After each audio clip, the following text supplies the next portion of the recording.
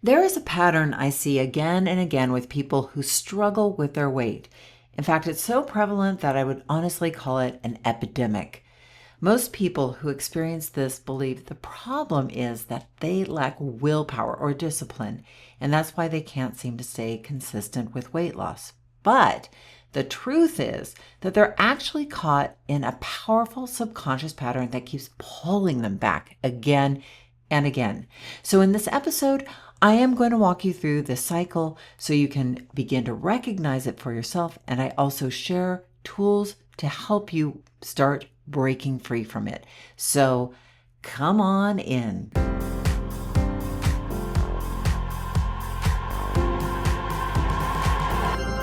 Did you know that our struggle with weight doesn't start with the food on your plate or get fixed in the gym? 80% of our weight struggle is mental. That's right. The key to unlocking long-term weight release and management begins in your mind. Hi there, I'm Rita Black. I'm a clinical hypnotherapist, weight loss expert, best-selling author, and the creator of the Shift Weight Mastery process. And not only have I helped thousands of people over the past 20 years achieve long-term weight mastery, I am also a former weight struggler, carb addict, and binge eater. And after 2 decades of failed diets and fad weight loss programs, I lost 40 pounds with the help of hypnosis. Not only did I release all that weight, I have kept it off for 25 years. Enter the Thin Thinking podcast, where you too will learn how to remove the mental roadblocks that keep you struggling. I'll give you the thin thinking tools, skills, and insights to help you develop the mindset you need, not only to achieve your ideal weight, but to stay there long term and live your best life. Sound good? Let's get started. Hello, everyone. Oh, so nice to see you. Have a seat. And I am really thrilled to be here with you this week in the month of March, because as I mentioned last week, I don't know if you were here with me last week, but March 2026 is the 5-year anniversary of the Thin Thinking podcast. So if you've been with me for a while, thank you for being such a loyal listener. And if you're new, come on in and join the party. Around here, we empower ourselves in the world of weight mastery, self-leadership, and honestly, learning to have a little more of a love fest with ourselves along the way. Now, as a part of celebrating 5 years of the podcast, I am hosting a live masterclass with weight release hypnosis. It's free. It's powerful. I love teaching stuff live. So please come and join me. We are going to work on how to break through the subconscious cycle that keeps you struggling so that you can confidently release weight. I'm going to touch upon that today, but we are going to dive way deeper in the free masterclass. So that event is happening March 25th, 26th, and 28th. And the seating is limited. So get on in there. www.shiftweightmastery.com/live is how you get in, or you'll find the link in the show notes. And like I said, I love teaching this. I give 110% in these master classes.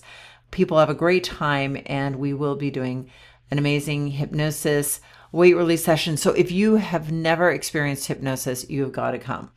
You're also going to learn a lot about truly beginning your journey towards long-term, mind you, not short-term, but long-term permanent weight mastery. So click the link in the show notes, or like I said, head to www.shiftweightmastery.com/live and come on in and join me and join us. Now, today I'm going to walk you through the 5-part weight struggle cycle. This is actually part of some new educational content I am creating for YouTube, and one of my new adventures in year 5 of the podcast. You know, I keep trying to add on, right? So more. more education, more than thinking, more weight mastery. So I would love to share it with you here as well. So let's dive in. Have you ever been going along, losing weight, doing really great, and then it's like this other part of your mind just comes along and pulls you off track, and it keeps happening over and over and over again. It keeps you from getting consistency or getting traction for long-term weight loss. Well, in this video, I am going to get into the 5-part weight struggle cycle, which is a deeply embedded subconscious pattern that plays itself out over and over again. And I'm going to give you some simple mind shifts that you can start using today to help you break free and get some traction so that you can get going on your long-term permanent weight mastery journey. My name is Rita Black. I am a clinical hypnotherapist and weight mastery expert. I released 40 pounds 30 years ago with the help of hypnosis, and I've kept that weight off ever since. Not by being super disciplined or dieting harder, but by using my mind more effectively. And I've helped thousands of others do the same over the last 25 years. And so now let's just get into it. Right. So what I'm going to do is I'm going to walk through the 5-part cycle with you, and then I'm going to show you a mind shift for each of these parts that you can start using today. So part 1 is we feel bad and we want to lose weight. This is an interesting part because this is the starting point. And most of the time when we're struggling with weight, we feel bad. We feel bad physically a lot of the times. We just don't feel comfortable in our body. And then mentally, we feel bad because we spend a lot of time beating ourselves up and feeling bad. So it's a painful place to be in, right? So what do we want to do? Well, the natural thing, we want to get out of the pain as quickly as possible. So that puts us in a very vulnerable position where we are looking for some sort of solution outside of ourselves.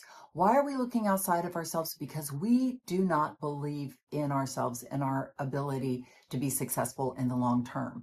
If we have seemingly failed over and over again, we see ourselves from a very negative and disrespectful standpoint. There's a part of us sort of crossing their arms and like, I don't believe in you and I don't respect you. So we're first of all starting off from a very disadvantaged place because we have a very little lack of belief in our ability to take the weight off, even on any weight loss attempt. So what that does is it makes us very prone to give up on ourselves very quickly. We're going to cycle back to this, but just let's say is that we're in a place of pain and we want to get out of it as quickly as possible. The disadvantage of part 1 is we don't believe in ourselves really on a subconscious level. We do not believe that we are going to even be successful before we even begin any weight loss attempt. And typically we have chosen some sort of structure outside of ourselves, not from the inside out, but on the outside of ourselves that we can fall off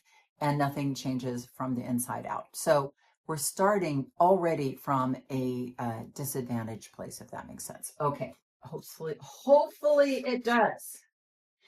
Now, part 2 is we lose some weight. And hey, I have no doubt you could write your own New York Times best-selling weight loss book, and you would, the challenge here is a long-term weight loss, right? I know you know how to lose weight.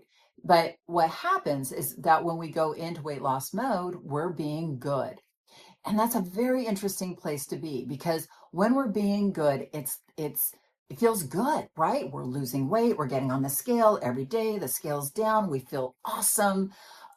We're eating the chicken and broccoli or the chicken and tofu or whatever. We're being good. And so the way we view ourselves is, oh, you're being good. And so we feel good. It's like a little high, the scale's going down, bing, bing, bing, all the dopamine gets released, and we are on cloud 9. But on the subconscious level, the challenge is we are being good. More later on that. We'll come back to that. So what typically happens is then in any weight release journey, we will hit a struggle point. And struggle points actually are natural parts of any long-term weight management journey.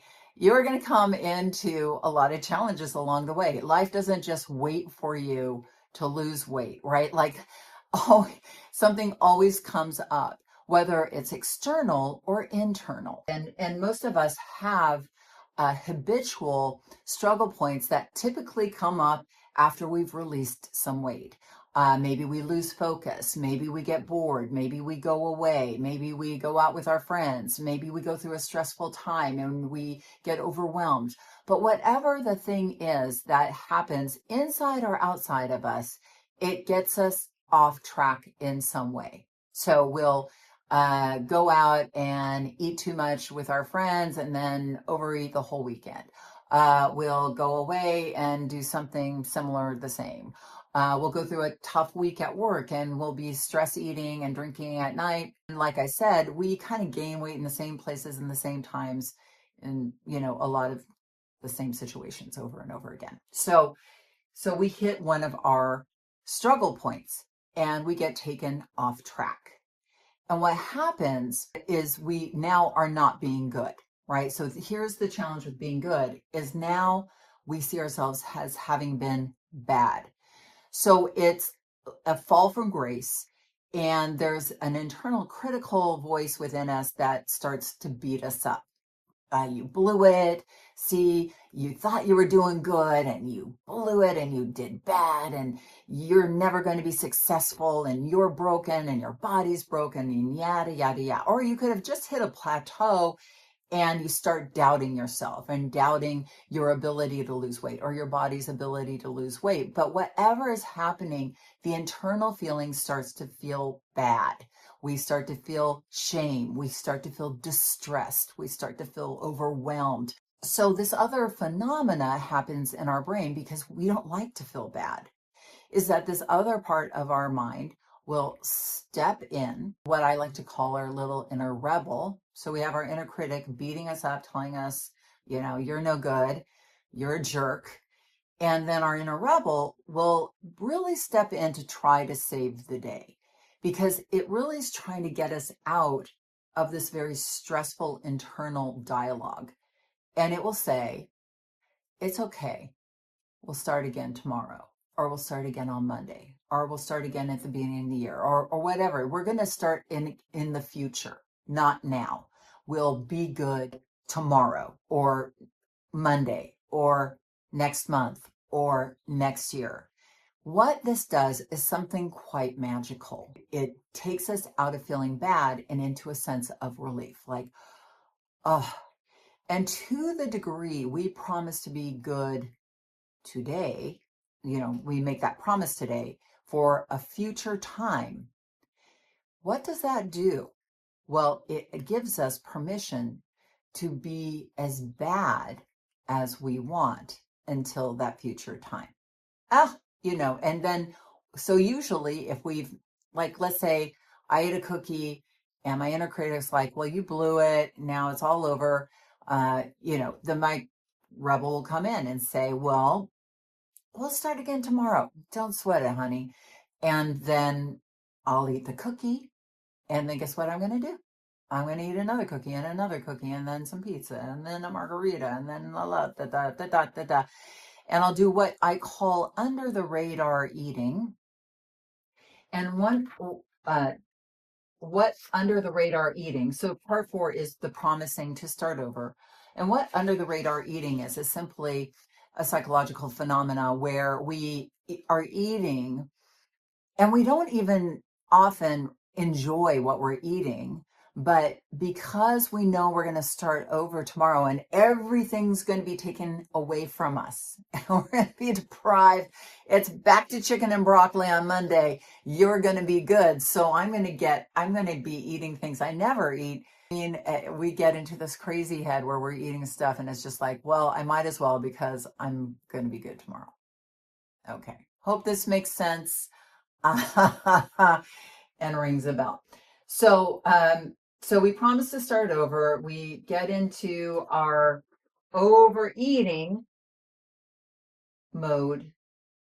And then, we gain whatever weight we lost and we are back to feeling bad and And then we get hooked in over and over again. Now, I want to look at this really quickly. Just why do we get stuck in the cycle? Well, the reason why we can get stuck in the cycle is it's addictive, because there's addictive pieces to it, right? We're feeling bad here. We go on a weight loss journey, and that does a couple of things. It pulls us out of the chaos of feeling bad about ourselves. It structures us, because a lot of times when we're struggling with weight, we feel very chaotic. We don't know where to turn. How am I going to lose weight? And then once we make a decision, it makes us feel committed, less chaotic and structured. So that feels good to our brain. We're like, ooh, that feels good. So our brain gets a little addicted to that. Then we start losing weight. And again, we have that dopamine, ding, ding, ding, the scale's going down. I'm seeing myself in a positive way. That's another positive yeehaw in our brain. Now, when we hit a struggle point, it doesn't feel so good. But the weird thing about our brain is it doesn't remember feeling bad. It just remembers feeling good. So guess what? It cuts right to, and then we do that fun thing where we just get ourselves off the hook. And then, oh yeah, that feels good. That, eating whatever I want, that release from the restriction. And so it's easy to fall into this over and over again. And once we fall into it 1, 2, 3 times, it becomes a habit in the brain that then plays out over and over again. All right, so now I'm going to come back and we're going to talk about some mind shifts that we can make in order to shift out of the cycle. All right, so now, my friends, I want to walk us through 3 mind shifts that we can make today. We don't need 5, because there's really the first 3 parts of the cycle. If you can stick with it here and keep moving forward on your weight release journey, then you can start to build momentum and build consistency. So the key is really to cut everything off at step 3. So let me walk you through this. So first of all, from when we are feeling bad and we want to release weight, that I have a saying, and it's not my own, I will be honest with you, but the pain pushes until the vision pulls, right? Pain pushes until the vision pulls. Often when we are struggling, we're just in pain. And like I said, we're going to grab anything outside of us, quick fix to get out of the pain. But a long-term permanent weight mastery journey, if you really think about it, you want to think about the you, not even just at your ideal weight, but you as somebody who's sustaining your ideal weight long term. Who is that person? You want to start to take ownership of a journey of weight mastery. I have studied long-term permanent weight management, and I've been involved with it, like I said, for many, many years. And there's a huge psychological shift when we go from reacting and pulling anything, I'm going to fast on Monday, or no carbs for me, to I'm going to really own who I am, where I'm at. So we're in essence, I have a term called loving ourselves down the scale, right? So we're starting not from a place of disrespect and disowning ourselves until we get to some future weight where we'll all of a sudden love ourselves, which never happens anyway, because how often have you gotten to your ideal weight and had imposter syndrome, or said, oh no, and now I need to lose more because I still don't like myself? So I really believe, and where I work with people on is really owning themselves and loving themselves one step at a time down the scale. Listen, you have a lot of knowledge. Your body isn't broken. And when you start from a place of being empowered, meaning believing that you can do this, that you are going to stay with yourself every step of the way on a journey, and you're owning the journey. You're not putting it on something outside of you. You can use structured ways of eating. You can use fasting. You can use whatever you want out there. But that isn't the cure. You are. You are the powerful person taking back your power from all of that nonsense out there and saying, I know how to do. I may not know how to do this today, but I'm going to take it one step at a time. I'm going to love myself down the scale. So start to think of it as an identity that you're taking on is that identity of yourself, not, skinny on the beach, pie in the sky, but really a powerful person in your future who's kept your weight off long term, and, is making healthy choices, really taking care of your body, moving your body respectfully, beautifully, energetically. And that way you're turning on a powerful part of your brain, your reticular activation system, that vision is really pulling you forward with this new idea of yourself. And another thing is to really step into a learner's identity, because this is a learning journey. It's not about being perfect. I've never met anybody. Listen, I've been managing my ideal weight for 30 years, very, very imperfectly. Oh, so imperfectly, you can't believe it. But and many of my students have had very long-term permanent weight mastery journeys, very imperfectly. But we're learners, and we keep learning. We make mistakes, we learn, we make mistakes. Every other part of your life that you have succeeded at, feel good about, you weren't perfect. You reiterated, you learned, and made a mistake, learned from the mistake, move forward. Made a mistake, learn from the mistake. But the diet culture has put us into this very black and white, on and off, good or bad, all or nothing mindset that we've gotten habituated into, and we have to break that first. Okay, so that's one. So number two, lose some weight. I'm all for you feeling good about releasing weight. Don't get me wrong. But when we label it as I'm being good, what does that do in your brain? There's another part of you thinking, when are we going to be bad? Right? Yeah. So what we want to do instead is, instead of labeling things as good or bad, because I'm going back to this idea of being perfect, we don't care about being perfect, but we care about learning and what works and what doesn't work. So we want to become kind of like scientists. We want to observe what is working. So when things are going well for you, notice what's working for me. How am I feeding myself in the morning that's stabilizing me for the next 4 hours? What did I do? What did I eat? How much did I need? Oh, I ate some naked carbs in the afternoon, and then all of a sudden I felt super hungry, and that made me a little munchy at dinner time. I ate a little too much. I'm not being bad. I'm learning a powerful lesson about making sure I'm not super hungry when I get home, or maybe I need to eat something with that carb in the afternoon. Maybe I need to eat some protein as well to stabilize myself, so that then I can go into dinner time feeling a little more stabilized and be a little more successful with my plans. Make sense? So we learn from what doesn't work from us, and then we start to build momentum that way. I like to use the term inner scientist. I'm becoming an inner scientist about my behavior. That puts us in the rational brain rather than the emotional reactive brain. Because after years of struggling with our weight, we are very trigger response happy, well, it's not happy. And it's trained in our central nervous system, and we get overwhelmed, and we become very quick to give up on ourselves. And it's like a trigger response. So we want to take a breath, bring ourselves to our rational scientist brain and go, what happened? What did I learn? What can I learn here? And it immediately brings us over to that more rational part of our brain.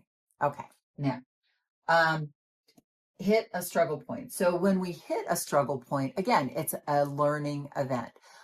We can absolutely, one, forgive ourselves in that moment, because when you hit a struggle point, often that inner critic is going to come into play. You blew it, you did bad, and there'll be a sense of shame, right? Like that part of us we quickly goes to that shame point.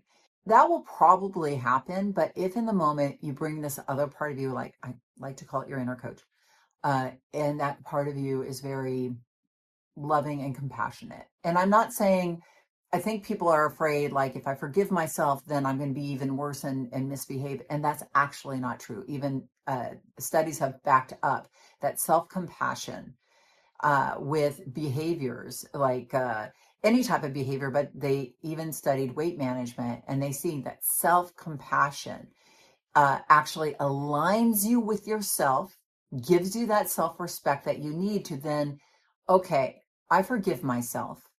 Now let me look around and see what happened. Like, just acknowledge, wow, I just ate 5 pieces of pizza. I didn't mean to do that.